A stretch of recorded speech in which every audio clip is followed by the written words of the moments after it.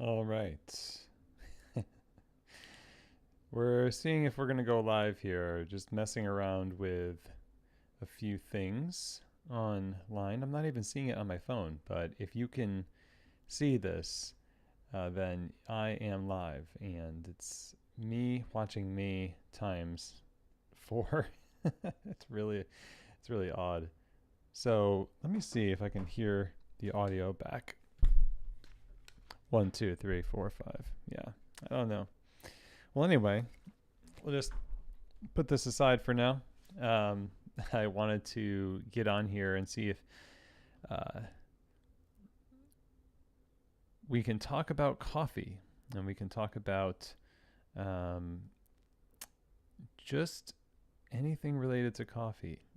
I am actually using this as a test to see if I can go live effectively on Instagram with this, but I don't think that it's working.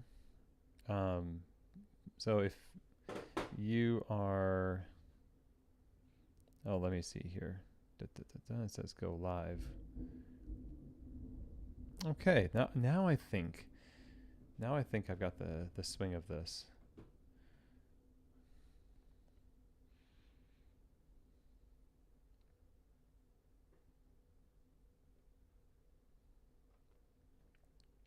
Okay, let's try this now.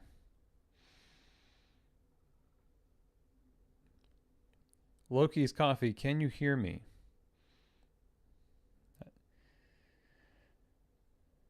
I want to make sure that you can hear me on this microphone. Last time I did this, we had some problems connecting this microphone. So, can you hear me? Yeah? Maybe? Yes, mate, I can hear you loud and clear. Ooh, mate. I have to find out where Loki's Coffee is from. Where are you located? I have to remember to monitor the trying to go live on YouTube as well here from Ireland. Okay, this makes sense. This makes sense. All right. Well, I'm trying to just get my mind around this going live thing. I'm using some streaming software, and you can tell by just the gray in my beard that I'm not used to all of this stuff. So um, it's new to me. But talking about coffee, my main goal here, I think, and there's a bit of a lag as I see your comments coming in, unfortunately, but when we're talking about coffee, I'm wanting to talk generally about where we are in the industry based on what we see happening in the cafe versus what we see happening in the industry. In the industry, I guess what I mean is we, for a long time, have been pushing specialty coffee as the end all be all of coffee. Certain characteristics of the coffee that we like, certain taste profiles we appreciate about coffee. And for the most part, we have this narrative that says, hey, I didn't know coffee could taste like that. And a lot of us got into coffee for the purpose of exploring what more coffee could do. And I think we've reached the point in the industry where we've found what coffee can do. Maybe. I think we've reached the point where I was thinking about doing this at Coffee Fest. I did this before one of my chats.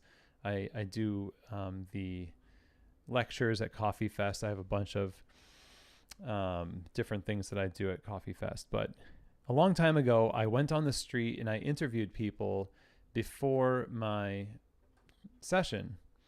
And what I would do is I would ask them, what is it about your favorite coffee shop that you love? What is it that brings you back over and over again? And there's a severe thunderstorm in the background here, so you know. What is it about the industry that you love? And why do you go back to your favorite coffee shop? Now, price was never a thing that people brought up in those interviews that I did on the streets. This was like 10 years ago, a long time ago. And I would interview dozens of people. And what I love in Thunder, yeah, that's right. Funny enough, Loki, we're actually about to watch, my family and I are going through all the Marvel movies. And so we're now in the Thor Ragnarok, and we're getting ready to finish up the series for the Infinity Saga. But Thor Love and Thunder will be shortly after that. So anyway, one thing that I know about my interviews was that people loved the service and the quality. Service and quality. Over and over again, service and quality. Quality for a lot of people, if you ask them again, if I went onto the streets of Coffee Fest and I said, "What do you want your coffee?" Hey, Jordan. Oh, good to meet you. Chris. If you went onto the streets and you asked people, "What do you want your coffee to taste like?" What do you think they would say? What do you think people would say? I have a pretty good feeling people would say, "I want my coffee to taste like coffee." When you say, "Do you want your coffee to have strawberry notes? Do you want your coffee to have melon and tea and persimmon and peach?" The people mostly would say, "No, not really. I just want my coffee to taste like coffee." And for strong, yeah. Thank you. Yes. They want it to taste strong. This is the common response you're going to get. I guarantee it. Unless you happen across a coffee professional and then you just get a load of BS about recreating the aha moment as an experiment upon the customer. We don't need coffee to taste like much more than it already does. And so, that there's this old saying, there's no worse, I think this was a Druckerism, like Peter Drucker, I'm not sure, but it was essentially this, paraphrased: the worst thing that could happen is that you spend a lot of time climbing a ladder only to realize it was leaned against the wrong building. Are we climbing up the right building? Now, the ladder might be fine, right? Nothing wrong with the ladder. But are we trying to maximize all of the notes in coffee that customers don't want for the sake of entertainment? Smooth maybe, but yes, the Loki's coffee comment, they want it to taste like coffee. And what does coffee taste like? Coffee tastes like, I'm going to pick out one of my old books here because I have this weird thing where I smell old books. Okay, so we'll pick out a old copy of Ben-Hur. Okay, so we've got one of these things, old enough that I don't know if it has one of these types of covers in it, but you smell it. It smells like libraries, old books. There's actually a flavor wheel that is specifically dedicated to old book smell. And this is going somewhere. The old book smell is tobacco, chocolate. I'm not sure if wine comes in there, coffee. And by dint of association, you also have coffee. People like it to taste smooth, bold, chocolatey, nutty, earthy, and if they have a light coffee, they don't want it to taste sour. They don't want it to taste like Fruity Pebbles, or Captain Crunch, oops, all berries cereal. What they really want is they want a reliable experience, and if we've already achieved satisfying the palate of most customers, what we're actually doing is we're creating a problem that doesn't exist in order for us to find usefulness in our careers to solve it.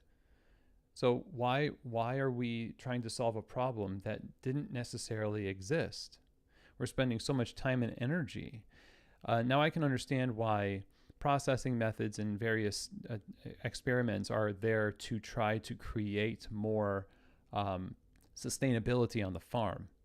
In which case, if that's the driving factor of those procedures, then fine. Then we need to find a home for those things, and I think we can. And that's a problem that we can work on helping a solution to come to fruition. But I think a lot of the processing methods have been informed by the upstream fascination with not being willing to accept that coffee tastes best to customers when it tastes like coffee. And this is why we're thinking, oh, it's not as entertaining and it can't be that easy. Because if it's that easy, then why am I an expert? How am I an expert in something so easy? See, we have to make it complex because complexity and being an expert in complex things makes us feel good. See, if it was really easy, we'd be humbled. We'd be humbled to say, maybe what we do isn't that difficult. And we can't accept that. No, there's a whole complex, crazy world of coffee out there, and it's so big, and I gotta charge you some money to get you in a class to learn about it. Now, obviously this is the pot calling the kettle black because I'm an educator and I'm a trainer, and mostly have people who do coffee bars and cafes, and some customers just want to learn more, just about like taking a class from a sommelier about wine, and that's fine. But to pretend as though there's this elusivity, is that the word? Elusive nature? To coffee quality, I think is wrong. Coffee, like I've said about technology, we've got enough tools. We don't need more tools. We don't need necessarily, at least for when it comes to flavors that customers love and in solving any problems there, we've got what we need. We're set. We're set. We can say, good, let's just make what we have better instead of trying to invent new things as if we needed them. I think somebody is here commenting. I'm just going to go through the Instagram comments. Loki's Coffee, you say, interestingly, people know the difference between bad tasting coffee and good tasting coffee. They simply struggle to articulate it. And so, yeah, okay, that's fair enough. So if we gave them the words, they might have more specific feedback about what they want coffee to taste like. But there is a such thing as good taste and bad taste. So we have to be careful with the narrative that says, all coffee has a home. Of course, all coffee has a home, but some things taste bad almost universally. Some things are really off-putting. And as an industry, we can't blindly accept coffee because of its cultural merit if it has too much of a repelling effect, because it has a net negative impact by making people not fans of coffee in general. So having standards for coffee and green coffee is not the same as trying to be manipulative or colonial or whatever. It's actually a contribution that the downstream consumer-facing entities in the supply chain have to contribute to sustained purchasing, sustained favor in the market, because people taste things and we have a choice. We can gaslight them and tell them, yeah, you think you don't like it, but let me tell you how you actually like it. Or we can simply serve them what they love and eventually allow them to come to a conclusion on their own without gaslighting them and telling them they're wrong, or telling coffee professionals that they're wrong for having standards for importing certain types of green coffee. Even the most stringent advocate for attributes-based merit of coffee versus taste-based merit for coffee still make decisions on coffee for themselves and their loved ones based on taste. When it comes down to it, if you have to exchange your money for something, you want that money to be supporting something good, and you will, as the selfish person you are, shame on you for wanting something good for your money, you will make a decision based on what you like. And we come back to the beginning, which is, are we making decisions about what we serve our customers based only on what we like, Or are we listening to their voices and allowing the industry to progress in a way that leans into them? Or are we trying to lean customers into us? And if it's the opposite, if it's the latter, then it's no wonder we have such a hard time getting people to stay in the cafe. And now we're losing them to the ready-to-drink crowd. You know what the ready-to-drink crowd looks like? It looks like the kind of coffees that I just described non-coffee people like. Chocolatey, nutty, smooth, cold brew in a bottle. The best, the instant coffees and everything else. When you release those lines of coffee, there's a reason why people are not using the out there coffee processing methods, because they want their bottled line, their ready to drink line to succeed. If you give somebody that super acidic coffee that when the customer, your avatar customer is going to put milk and sugar in it, it just becomes soured and weird, then it becomes harder to convince them that you have their best interest in mind. Fool me once, shame on me. Fool me twice, I guess, shame on you. And everyone else, shame on you, shame on me. It's a late day, so anyway. That's George Bushism, I think. I just fell into the George Bush trap of trying to recite that with too little sleep. So let's get back to the idea here. We say here, I feel like shops struggle to find the balance between showcasing their coffee knowledge and serving the customer. Just serve the customer. Yeah, showcasing your coffee knowledge. Now, and thank you for that, the cave and cognition. Is that the cave and cognition? That's deep. I don't know if you're still on here, but I'd love an explanation as to where that name comes from, because I just was reading about the... what was it?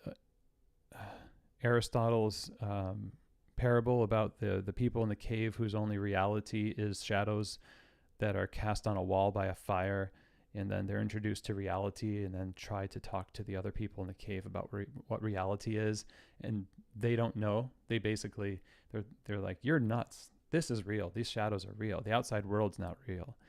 Kind of fits along with what we're talking about. In the bubble of coffee, how could you say that, a specialty coffee could be these just basic coffees that we've always had? It has to be something crazy. No, I've seen the real world. I've been out there. These are all shadows. There's a world in which you can actually please customers and you can have a sustained business if you don't waste your time on trying to posture for your peers. Let's see. So much potential for education and exciting products in RTD. Well, potential for education, exciting products for who? First of all, I would say Pit Stop Coffee Co. There's a lot of potential for education, I think, only in the fact that people might read the bottle as a child would a cereal box. And that's what we do still. With coffee bags and whatnot. Education has to lead somewhere. What is the end goal of education? It's so that the customer makes purchases that, in the end, are better for who or whom? The customer or the industry or both? So my question, whenever we talk about opportunities for education, it's the same as when people say, well, we're going to free the barista up to talk with the customer by putting a super auto. The customer doesn't want to talk that much. Like, what are you going to free them up to do? Honestly, tell me. I've never heard an answer to this question, and nobody's shown me where a coffee shop has currently the inability to do so based on a lack of automation. Different thing, but the question of education is, where does it lead to? What's the purpose of it? And if you say the purpose of education is education, then I don't buy it. The purpose of a retailer, I think, can be to open people up to opportunities that serve them better. We talk about this on the show when we're talking about upselling customers. So people have competitions that are like, see if you can get the customer to buy a muffin, and or a donut or something like that. And we have a board in the back, and we're going to see who wins like some gift card to, go see a movie. And that's kind of like our way of incentivizing upselling so we can lift the ticket number. Really, a little bit awkward, and I don't really like it that much. But really, conscious upselling has to do with focusing really very heavily on what can immediately satisfy this customer and serve them well, and what else might serve them well based on how well I know them. Not, we love this coffee and maybe you will, and if you don't, you're probably wrong because you're not educated, right? So I don't know. I don't respond well. We have the Cave in Cognition. Yeah, let's talk. This is my personal account. Coffee account is Cave in Cognition Coffee. We have a friend and the funky espresso based coffee, and I absolutely loved it, but it was too out there for them. I'd love to sell and educate customers on those kinds of coffee, but I know the business would take a hit. Educating customers in that sense, I think, is kind of fun to do as a way of saying, did you know coffee could do this? And then basically you have to go like, anyway, back to the coffee you love. And that's it. So I think I said this to somebody today about multi-roaster concepts. I was recording a response to an email I got about multi-roaster coffee shops. And my contention is that most multi-roaster coffee shops start with the idea that they want to be a multi-roaster shop, but they end up being just a normal coffee shop with a standard espresso and sometimes a standard drip coffee with a rotation of guest roasters on single origin espresso and pour overs. And that is kind of the way multi-roasters go. And even though they don't say that's what they do, they know, and they edge closer to that as they operate their business, because espresso is kind of like the sacred consistency method of making coffee. So you have to have a consistent espresso. If you're constantly changing it up, the only reason you can do that is because A, you don't need to make money. B, you live in a place where there's so many people and it's so weird, and it might be like this one like crossroads section of New York City where all the hipsters live, and they're all just trying to go to like restaurants that only serve banana peanut butter sandwiches, and you can make a lot of money doing that. But for the rest of us in the normal like spaces out there, you can't just change the espresso blend every day, because a latte is my latte. When I get my latte at your store and it's different next week, no, we don't do that. And we might say, well, that's just them being closed-minded. Good. You know why? Because being novelty-minded doesn't lead to more sustainable long-term relationships in coffee. It doesn't lead to more sustained supply of coffee. It just changes the goalposts again and again and again. And we get this churn of, it's even down to people starting roasteries sometimes. Not everybody should start a roastery. In fact, some of the most sustainable things you could do is just buy coffee from existing roasters. And that's not to say that everybody should just stop their pursuit of roasting, but it is amazing to me to think how much energy we waste when we've already accomplished some of the great things that we say we need to accomplish, but we just kind of pretend, because it's kind of boring to admit that customers' tastes are okay and we have the coffees, and exploration of coffee is not as important as service of coffee, right? I mean, I hope exploration should be for the benefit of the customer. So Bren CF, you say, don't educate someone who doesn't ask to be educated. Yeah, true. They have to have that buy-in moment. So Pit Stop, you say, do you think if breweries just said we have one house beer for the majority of our drinks, it would hurt their industry? I feel like coffee is the least important ingredient in a drink. Interesting. Well, the house beer, I don't know what to make of that question. Um, do you think breweries just said we have one house beer? So what you say is, if all your customers wanted was house beer, then I don't think it would hurt the industry because people would be buying beer. The industry is made up of people who create and sell, they produce. So if the industry exists today and it's existed for a long time, there is a market that is based on purchases that are made by people who demand a particular thing. Um, what I guess I'm saying is that I don't know that we need to create new markets out of thin air just because we can. Because it's like opening coffee shops, but not fixing all of the things that are wrong with your first coffee shop. You can do that. And there are people who would appreciate you opening a second location. The question is, have you done enough with what you currently have, or are you just bored and you just have the itch and you want to open a cool shop and do some, CAD drawings again? Coffee is the least important ingredient in a drink. I think what you're saying there is, okay, so then you say leading to everyone sourcing the cheapest ingredients to stay afloat, to be nervous for charging more. See, that's the thing. You can charge more for coffee that is, to you, not necessarily the highest of the high end. And coffees that are, let's just say the average washed, like Guatemalan, fudgy, nutty coffee. That coffee can be, you can charge for a lot for that. You can celebrate that. You can reframe the narrative around the most widely available coffees and start paying the farmer more for those coffees, because it's just our word that makes that coffee worth more. That's it. It's like that comedian I saw. What is he saying? Everything is bad right now. And did you know they turn the stock market off every night and then they turn it back on the next day? Like, leave it off. Don't turn it back on.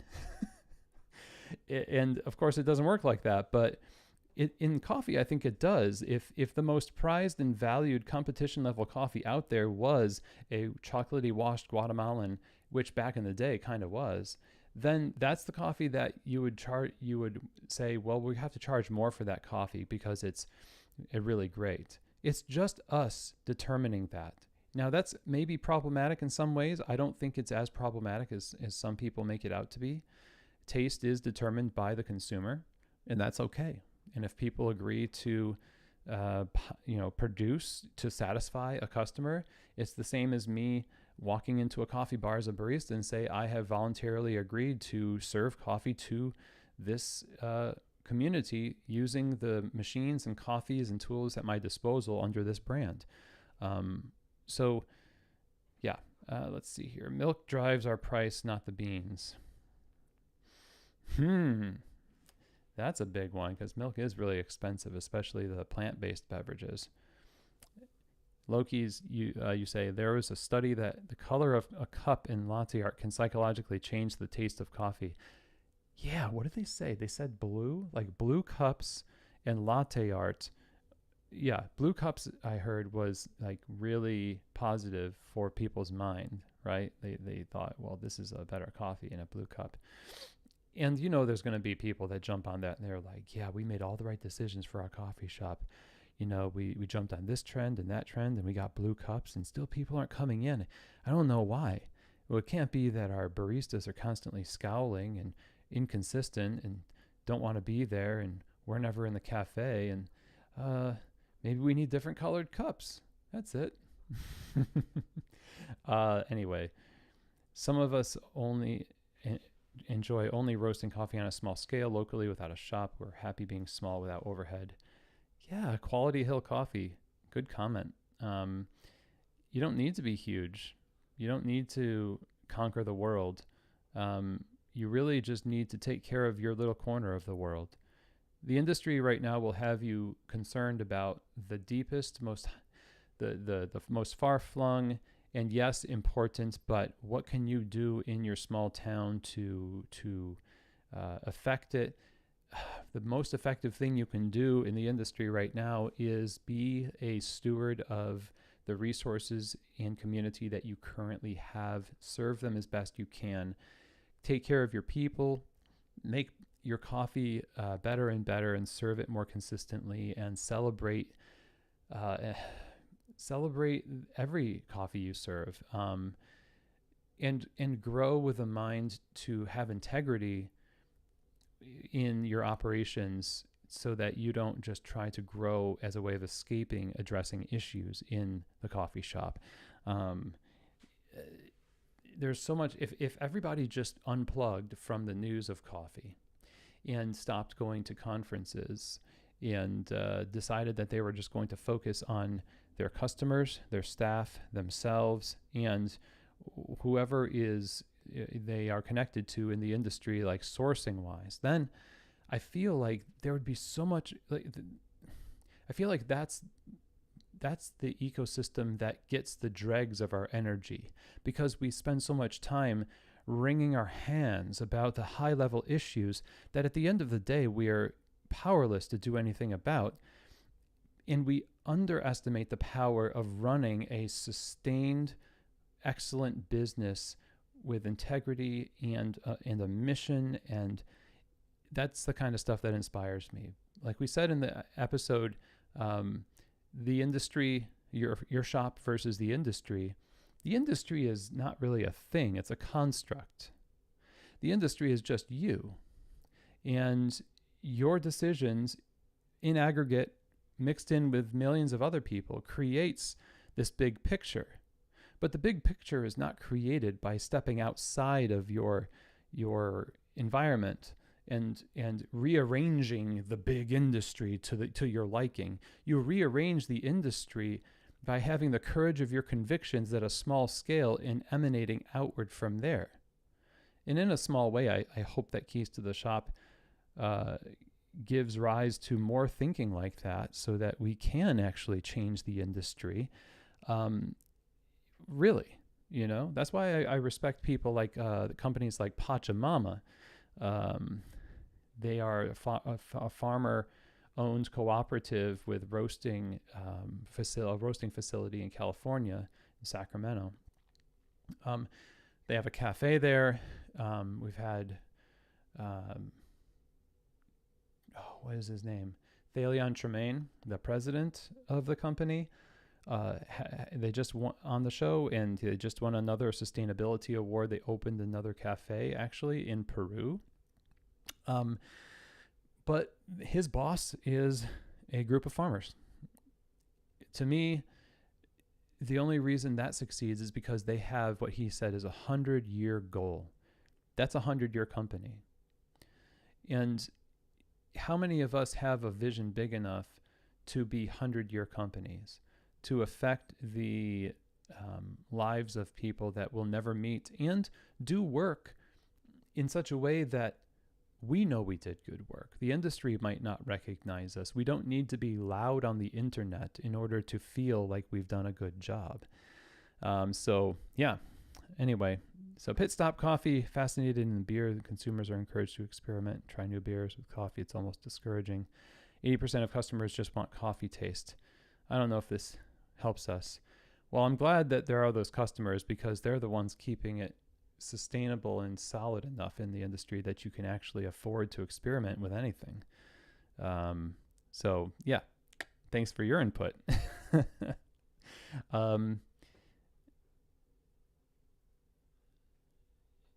Oh, right. Yeah, that's a good point. Loki's Coffee. Lots of good comments here. I think we're going to try to keep doing this format using this streaming software. So I think I might save this, and we will see how it goes. But in any case, you can find this. Actually, we won't save this on Instagram. What we'll do is we'll save this on YouTube, on the live video feed. So this is being broadcast to YouTube as well. So if you want to support the show, thanks for doing so if you already have. And listening is a great support. Share stuff. And also YouTube, you can subscribe on there as well. So, all right. Thanks, everyone. And it's time to do some more work. All right.